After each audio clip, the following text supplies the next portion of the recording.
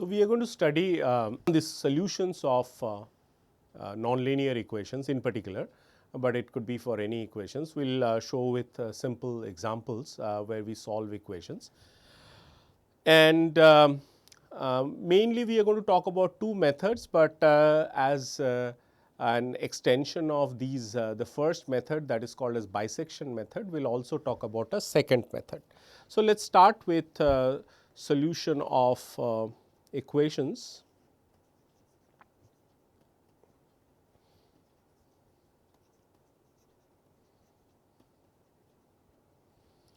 And the first one that we discuss is called as the bisection method.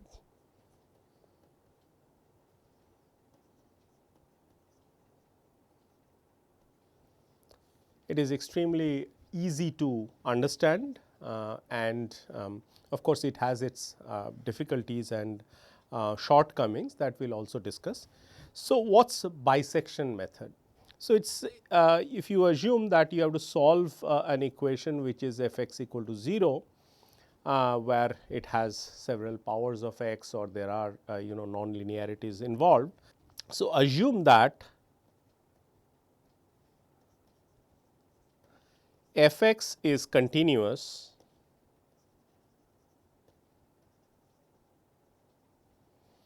on a given interval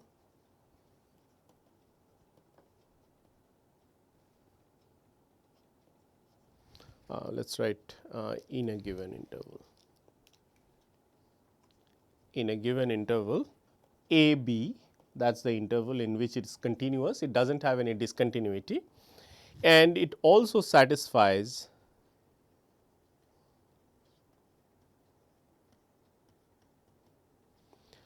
f a into f b to be less than 0, then it will have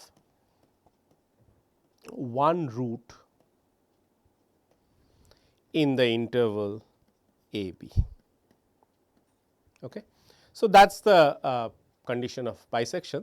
So, what we have to do is that we will have to start with two guesses for the root of an equation for which we want to I mean the equation that we want to solve. And once we have these two guesses, we have to calculate the functions, the value of the functions at these two guess values, and check whether the product is negative, because then only the root is contained, the actual root is contained within these two values that we have taken. So, if we really go into various steps, or which you can call as algorithm as well. So, the steps are as follows. So, step number 1, it says that decide on the initial guesses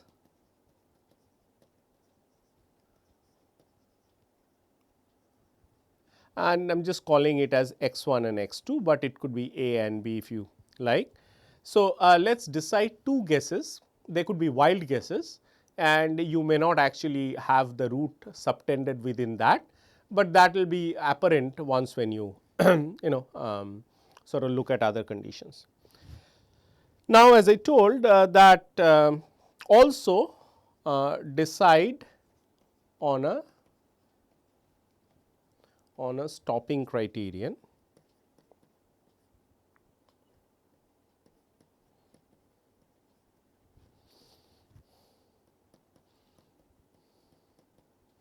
which means that you would decide that whether you have reached the root by assuming a tolerance, which is a number that will be decided by you, and this number will tell you that if you have gotten a value of the root and in two successive iterations of these according to the bisection method, according to the algorithm that we are going to describe, your the values, the new values do not change or it comes within this tolerance, then you say that the root is reached and that is the final answer for your problem.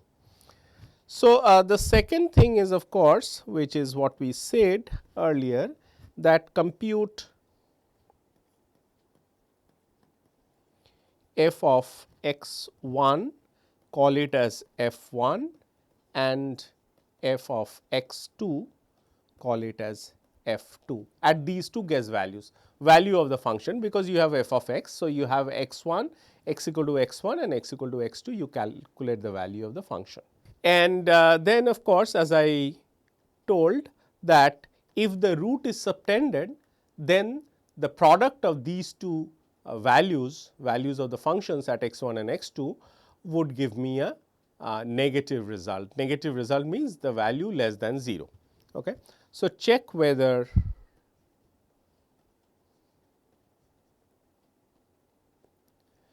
f1 multiplied by f2 is less than 0 or greater than 0. If it is greater than 0, then no roots are obtained.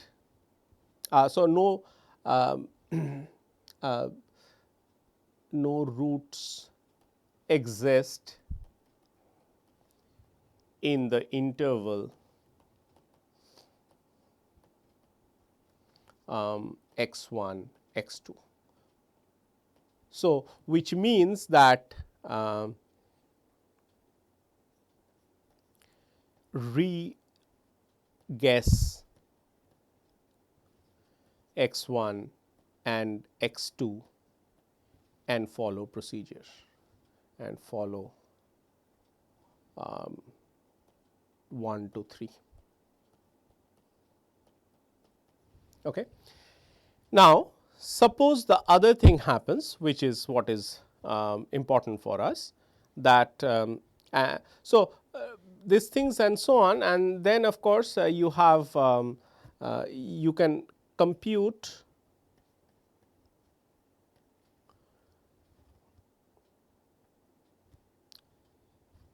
the midpoint. That is why it is called as a bisection method. Compute the midpoint of this x1 and x2 divided by 2 and call f0 equal to f of x0. Okay. So, you compute the midpoint of these things. Now, look at this, that now if f1 and f0 is or rather one can actually either go back to this step 1 and recalculate or rather guess it again x1 and x2, or else you can also tell this thing. So, we will put it in, you can also follow these number 4. So, this of course can be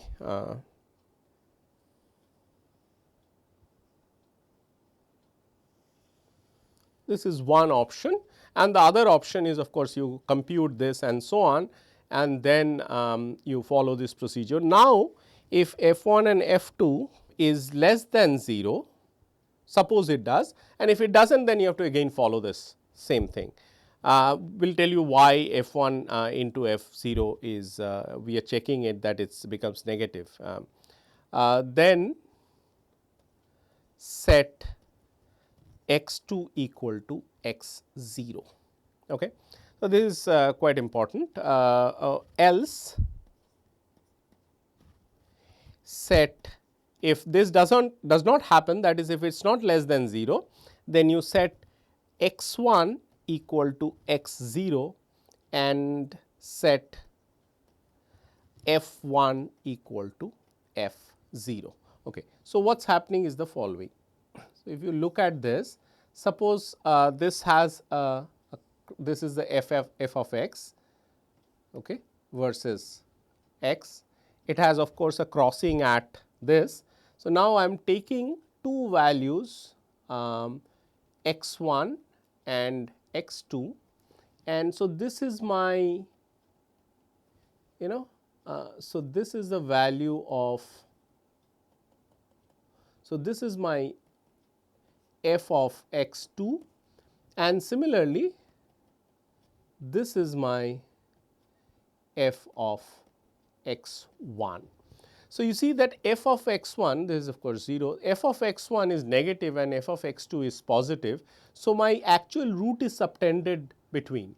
So, if my root is subtended between the two guess values, then the values of the functions or the product of the values of these function would come out to be negative. And if it is not negative, if I take both the points in the same direction, then of course, I will have both these points are in the same side of this root, then of course, I will get a positive value. So, suppose I take these two as the guess values instead of this, I take this as x 1, then my x 1 and x 2 would have a value which is here, and hence it will give me a positive value. F of x 1 into f of x 2 will be positive, and I am not subtending the root. So, that is a test for whether I am subtending the root.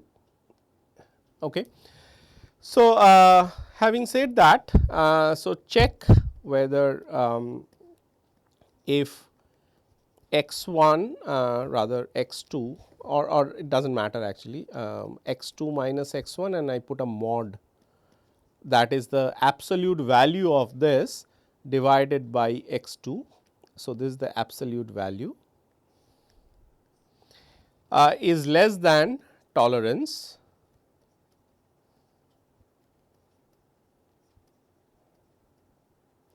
epsilon, which is already pre-decided by you. Then the root is of course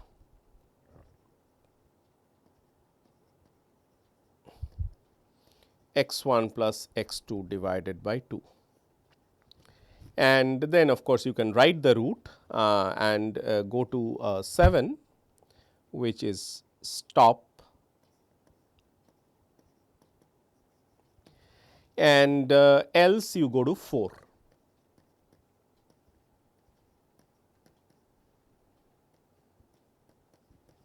Okay. So, that is the algorithm. So, we are a very simple algorithm that you have to choose two values which should subtend the root. If it does not, then of course, you have to follow this procedure from 4 to 7 once again, and if it does not follow, then you have to again follow 4 to 7, or you can go back at the beginning and say that let me reconsider my guesses altogether and start the procedure all over again.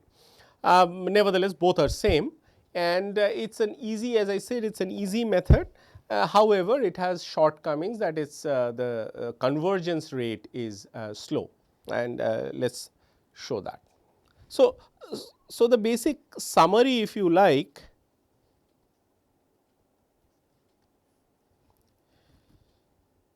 the interval a b, or x 1 x 2 as has been taken in this particular problem, is halved in every level of iteration. So, it is every time we are restricting the value, or we are trying to find the root, but by coming by making that interval to be half every time, and that is why we are trying to zero in on the root and getting, when we actually have two values which fall below the tolerance, then we claim that the root is achieved. Okay. So, it is basically the comment is that it is bisection method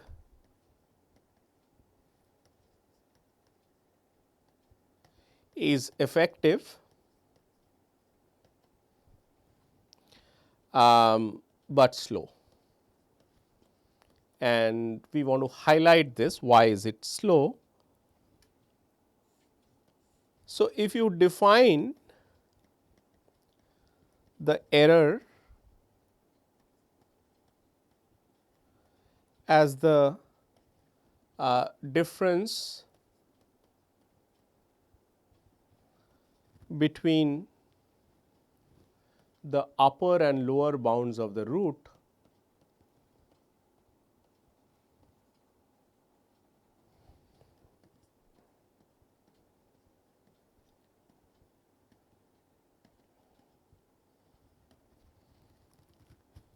it is halved.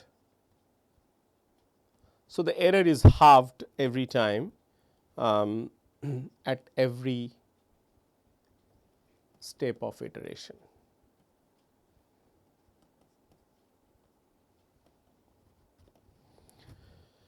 Thus, if epsilon I is the error at the ith step,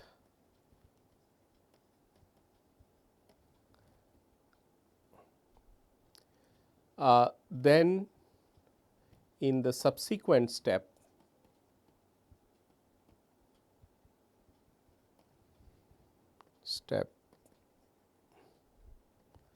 that is epsilon I plus 1 is simply equal to epsilon I by 2. So, this says that it has a linear convergence.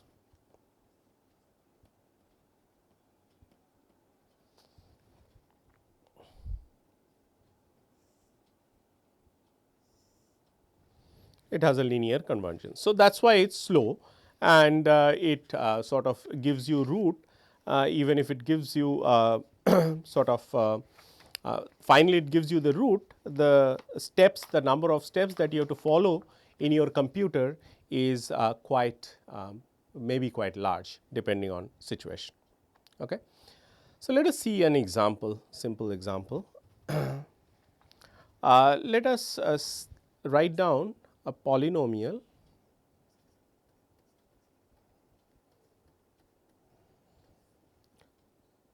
So, polynomial f of x is written as a n x n plus a n minus 1 x to the power n minus 1 plus a n minus 2 x to the power n minus 2 and plus this, and then I have a 1 x plus a 0, that is the nth degree polynomial that we have, and we can try to solve this equation, that is put f of x equal to 0 and then solve for the the particular root that we are interested in. The range of the root, it is important to know this mathematical formula. The range of the root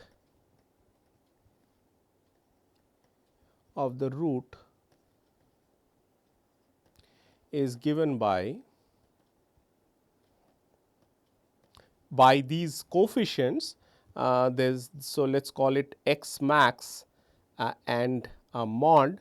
This is equal to root over a n minus 1 divided by a n whole square, that is the coefficient of the second term, the subleading term, and divided by the leading term, that minus 2 and another lower than that, and then this and so on. So, that is the formula for the range of the root. So, the root is subtended between minus x max to plus x max. So, this tells that the root is subtended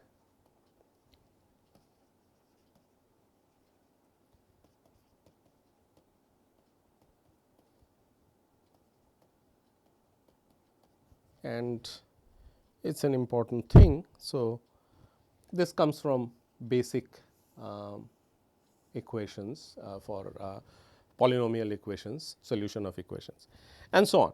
So, basically there are some other results which could also be important. So, let me write them, that the sum of the roots, which is x I sum over I, that is a sum of the roots, is equal to minus a n minus 1 divided by a n, and the product of the roots, which is x I x j, that is equal to a n by a n. Okay. So, that these things are known from your school days, that this is how. So, this is the sum of all the roots is equal to negative of or minus that subleading term, the next term divided by the leading term, and the product of the root that involves the coefficient of the next term divided by the leading term. So, basically the largest possible root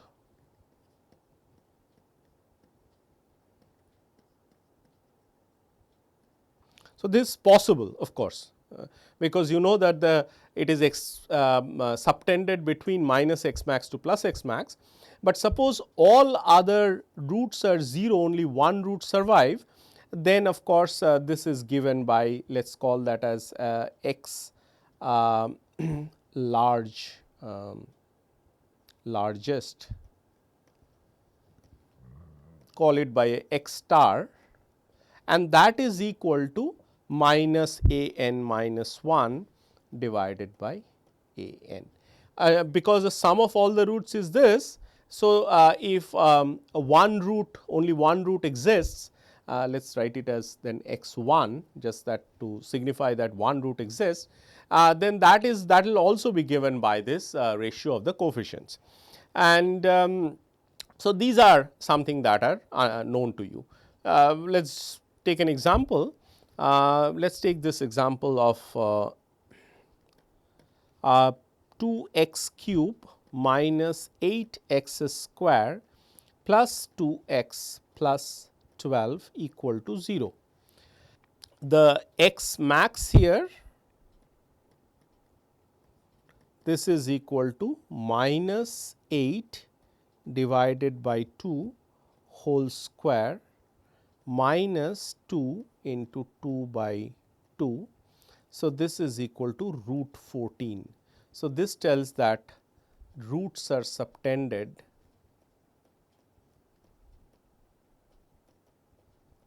in the interval minus root 14 to root 14. So, bisection necessarily asks you or to guess the two values where the the actual root is subtended. So, now you get an idea that how the values could be chosen or they could be guessed such that you have these roots that are subtended there. And of course, so the roots must lie between this and so on, and of course, if you like, the maximum root, which is x 1 star, is simply equal to minus 8 by 2 minus of minus 8 by 2, which is equal to 4. So, the largest root is 4. So, we can also take it instead of root 14, we can also go to plus 4 and minus 4, but as you see that root 14 is less than 4. So, you have a tighter interval anyway here, and it makes sense because not all the other roots would be 0, because this maximum root assumes a formula where all the other roots would be 0 and only one root exists. So, either you can take it from minus 4 to plus 4, or you can take it from minus root 14 to plus root 14. It makes more sense to take it from minus root 14 to plus root 14. Okay. So, let us take a sort of concrete example in order to do that. So, let us take x square minus 4x minus 10 equal to 0. Now, please remember that some of these problems that we do here are can be solved either by hand or by using the simplest software package that you have, but it's we have taken those for the sake of demonstrating the property or the power of these methods that we want to show. Okay, so, the examples are quite light and, if you say, very simple, but they nevertheless show the utility of the method. So, this is a simple quadratic equation, you could have solved it without much problem, but now we will do it using this bisection method. And of course, what is my x max here in order to get the idea of the roots, that is equal to root over minus 4 plus minus 4 by 1 square minus 2 into minus 10 by 1, and this is equal to 6.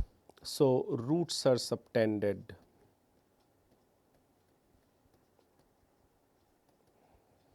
in the interval minus 6 to plus 6. Okay. So, that is the interval that it is subtended in. Now, let us calculate the value of the functions, and so let me make a table that so these are x and f of x and make several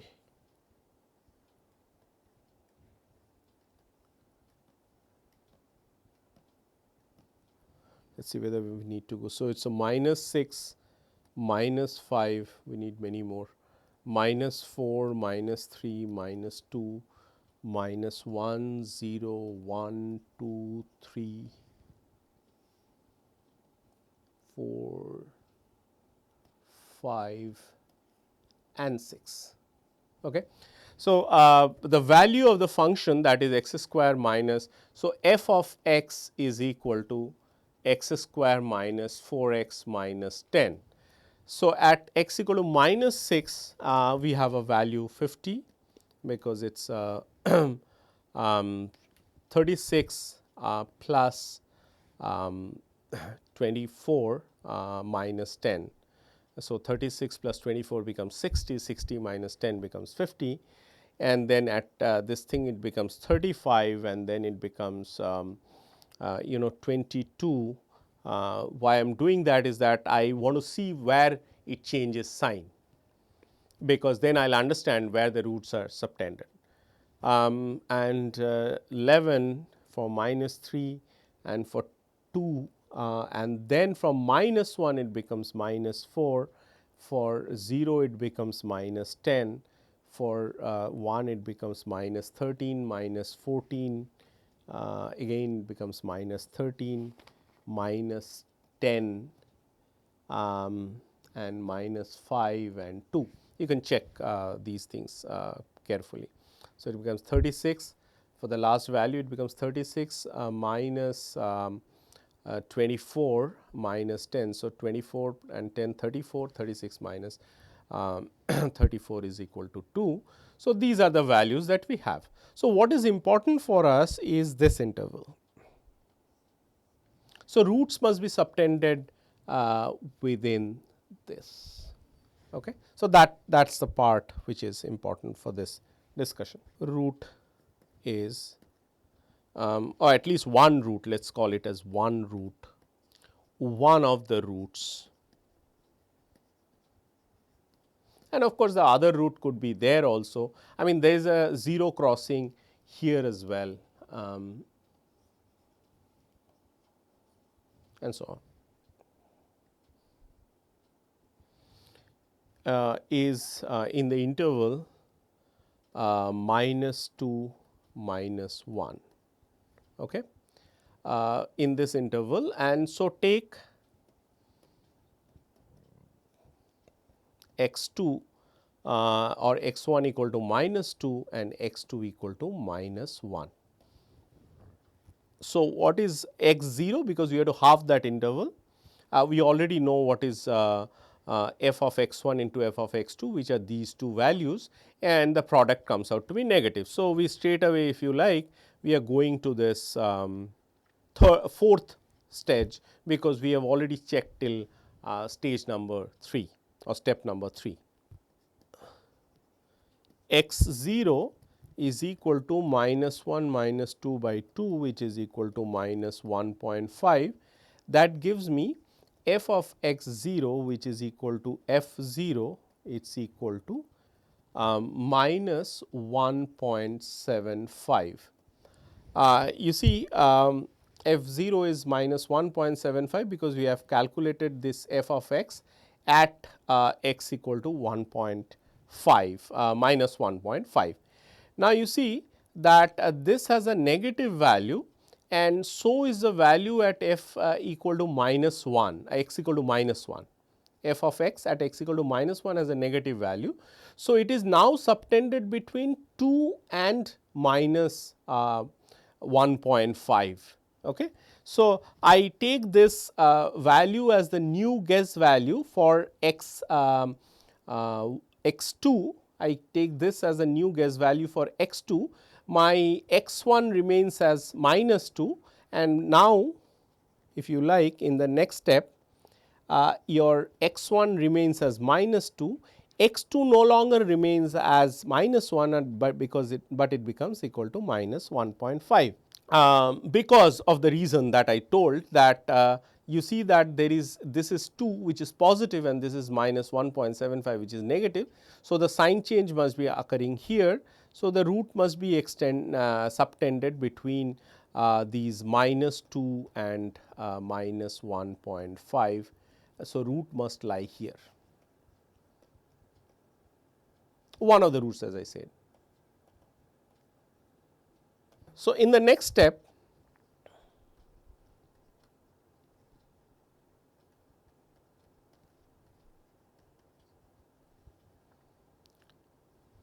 x 1 equal to minus 2, x 2 equal to minus 1.5, x 0 that is which is x 1 plus x 2 divided by 2 becomes minus 1.75, and calculate at this new midpoint, and this is equal to minus 1.75, which becomes equal to minus 0 I mean plus 0 point, I am so sorry, it is 0.0625. Please check all these numbers as you practice these problems.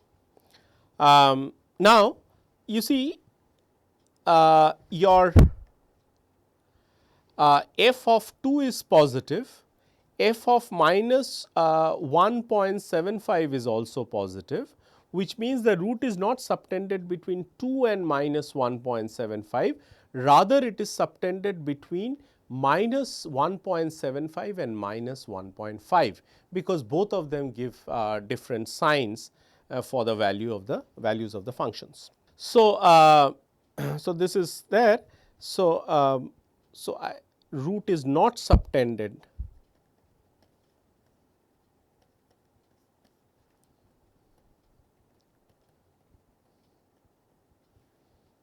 in the interval minus 2 minus 1.75, but rather in minus 1.75 minus 1.5. So, nu x 0 becomes equal to minus 1.625 and so on. Okay. So, please proceed with this. So, calculate f of x 0. See whether it has a sign that is same as minus 1.75 or minus 1.5. Then sorry, see whether it has the same sign, yeah, with either of these values. If it has the same sign with minus 1.75, then the root is subtended between minus 1.625 and minus 1.5. Find the midpoint, calculate the value of the function at the midpoint and this thing. And if you actually do it like this, then the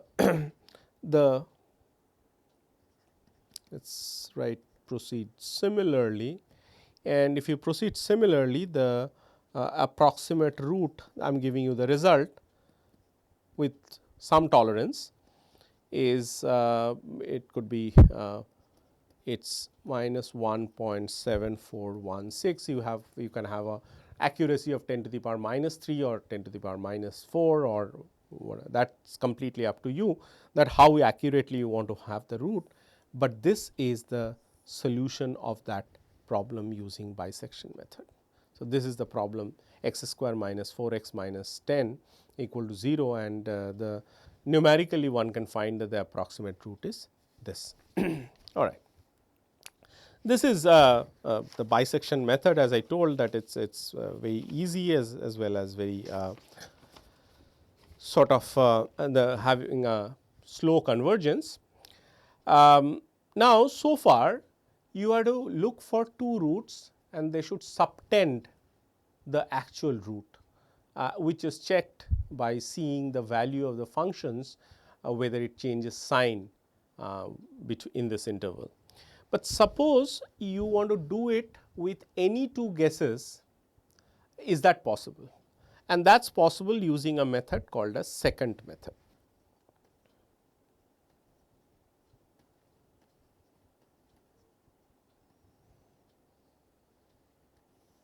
So, the secant method is useful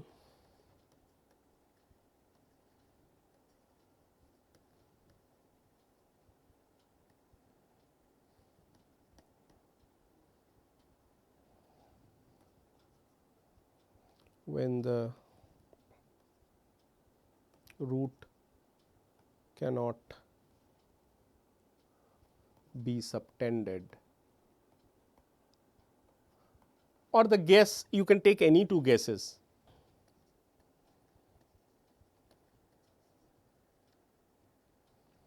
So, what happens when you take a guess which is not a good guess?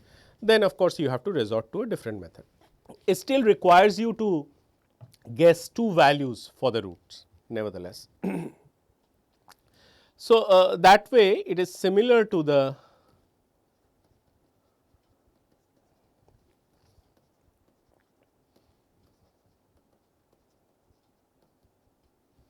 bisection method in terms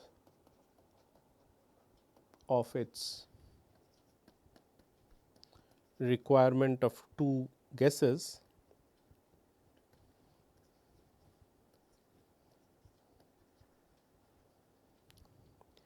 while not requiring to subtend it.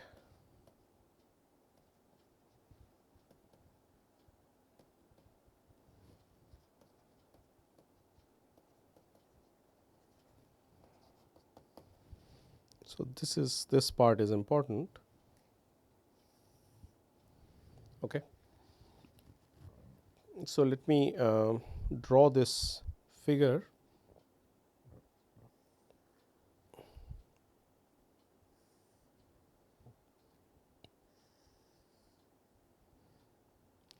So, we take two values x 1 and x 2 both in the same side of the root, that is not subtending the root, and draw. So, this point, so draw a secant. So, you calculate. So, you calculate f x 1, sorry, this has to be. So, let me shift the x 2 because it had to cross at x 2, just a moment. So, your x 2 is here, okay, and this is, let us call it as x 3, this is f of x, and so on. Okay. So, that is so draw a secant line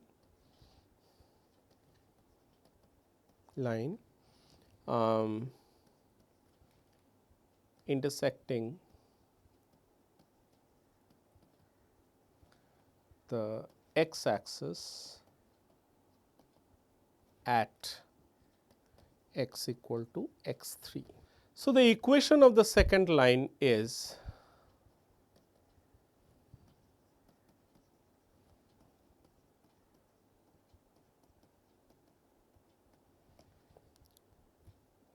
f of x 1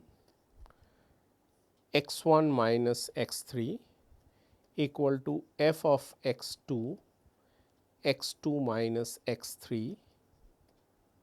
So, one can solve for x 3 which is on the other side of the root,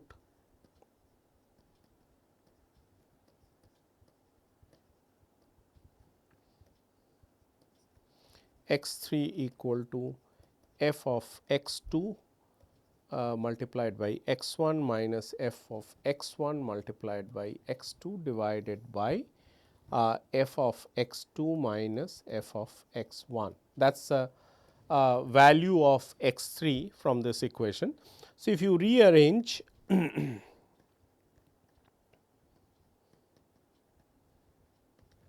then one gets x 3 equal to x 2 minus f of x 2 x 2 minus x 1 divided by f of x 2 minus f of x 1.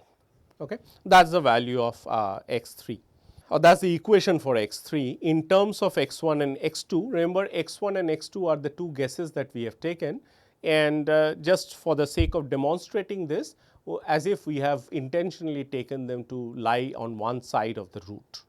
So, this is called as the second formula.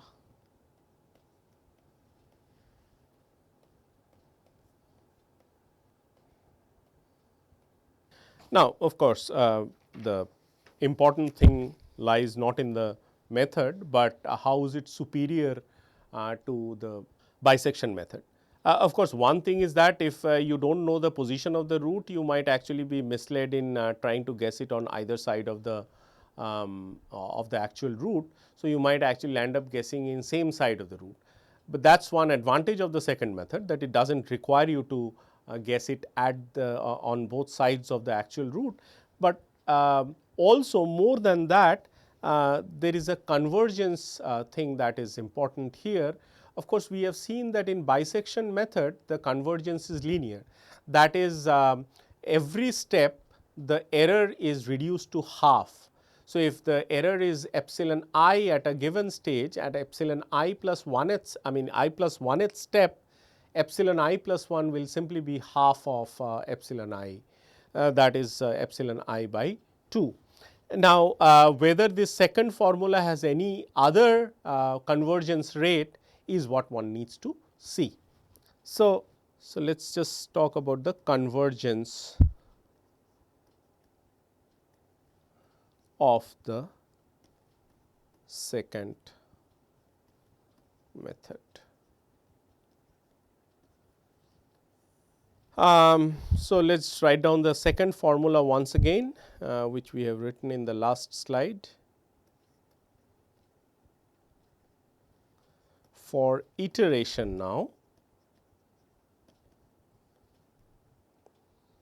so it is I plus 1 has to be equal to x I minus f of x I, x I minus x I minus 1 divided by f of x I minus f of x I minus 1. So, just to remind you that it was x 3, which is the value that is here, is equal to x 2. So, this is the the level of iteration that we are talking about. So, it is x 2. So, is x 2 and then f x 2 minus f of x 2 and then x 2 minus x 1 and so on. So, that is written simply as x I plus 1 is equal to x I and then f of x I and x I minus 1 and so on. Okay, so, that is the equation, or rather that is the second formula. So, let x r be the actual root of f of x and epsilon I is the error in estimating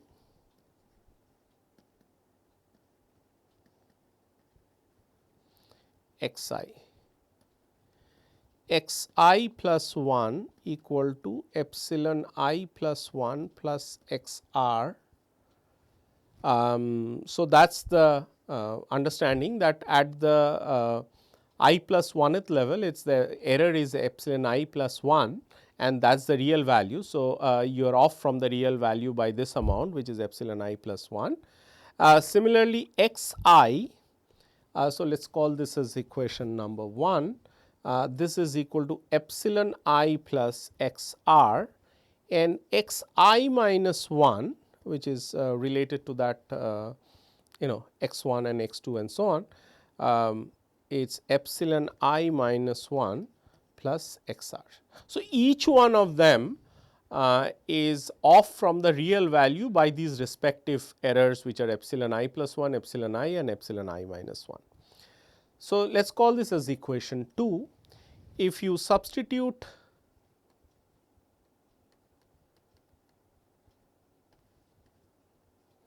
equation 2 in equation 1, then epsilon I plus 1, it is equal to epsilon I minus 1 f of x I minus epsilon I f of x I minus 1 divided by, of course, f of x I minus f of x I minus 1.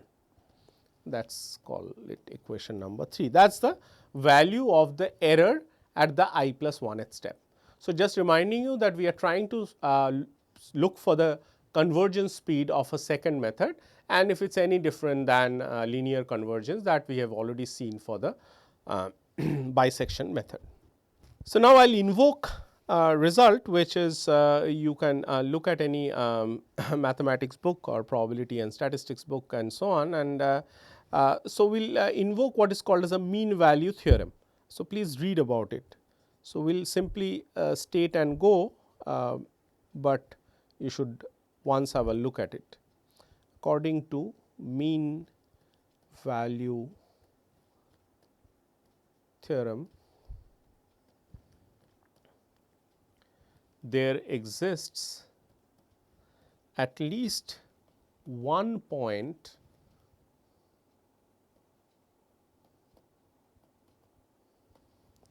this is the mean value theorem. So, there exists one point. So, the mean value theorem is about the continuity of a function and its first partial derivative. So, if you have two functions in the vicinity, let us call them as p and q, then the straight line joining p and q, if it fully lies in a given domain D, then of course, the difference between these functions at these neighboring points can be expressed as the first partial derivatives of these points evaluated at the points I mean evaluated at these points in D. I am not going into details, but please have a look at it once. So, I am using the result that there exists at least one point say x equal to say x equal to r I in the interval this is a physical interval that we are talking about x I and x r, where r, as I told, r is the real root. So, there has to be at least one point, let us call that point as x equal to r I in this interval, such that the derivative f prime r I, it is equal to f of x I minus f of x r divided by x I minus x r. This is precisely the statement of the mean value theorem. But of course, f of x r is equal to 0, because that is the real root. So, x r is equal to 0, and for our case x I minus x r, as has been postulated here just above in the last slide, that is from this equation second of the equation 2. So, x I minus x r equal to epsilon I. Now, f prime of r I, we will just put these two information into this. So, this is equal to f of x I divided by epsilon I. That gives me an equation which is f of x I, that is the value of the function at the ith iteration, it is equal to epsilon I f prime of r I. And so, f of x I minus 1, that is equal to epsilon I minus 1 and f r I minus 1, which all these values relate to the I actually index refers to the iteration step. All right, so far so good. We have let us call this as equation 4, and if you substitute 4 in 3, substitute 4 in the numerator of 3,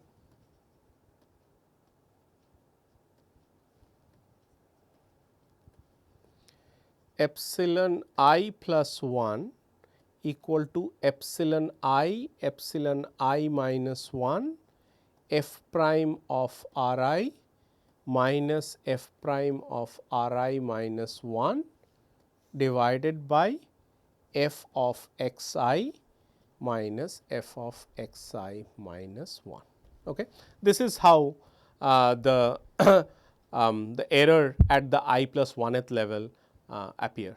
Now, these are values. Okay. So, these ones that I keep it in bracket now are values. So, epsilon I plus 1 is proportional to the product of epsilon I and epsilon I minus 1. So, this is an important result that we get. Okay. Now, let us now the order of convergence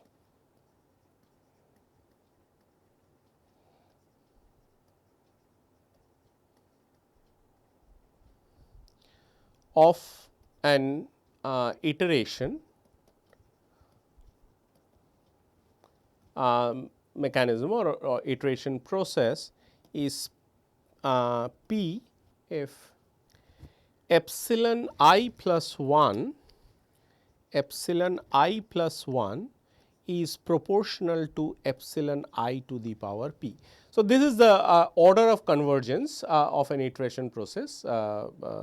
If it is p, then if epsilon I plus 1 goes as epsilon I to the power p, then the convergence is of this particular process is p.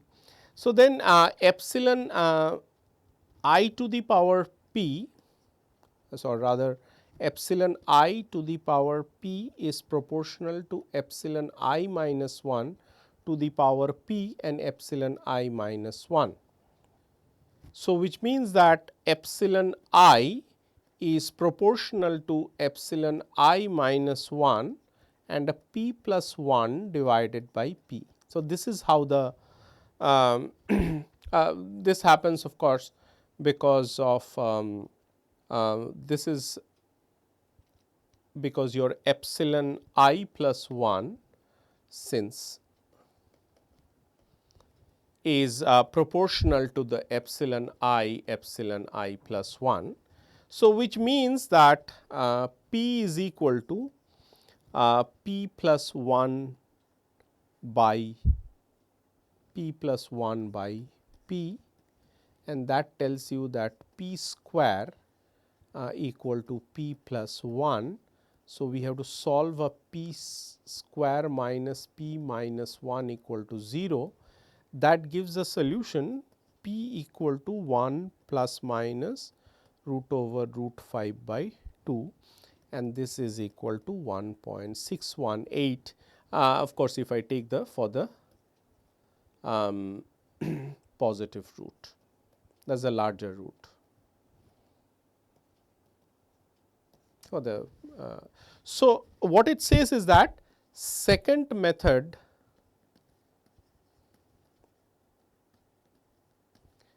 has a superlinear convergence because the exponent is greater than 1. So, epsilon actually grows, or rather it sort of it converges as you go into the iteration of one step to another. It does not the error does not reduce as simply epsilon I of at that stage, but it reduces as epsilon I to the power 1.6 or 1.618. So, that certainly I mean 1.618 is greater than 1. So, it has faster convergence than the bisection method.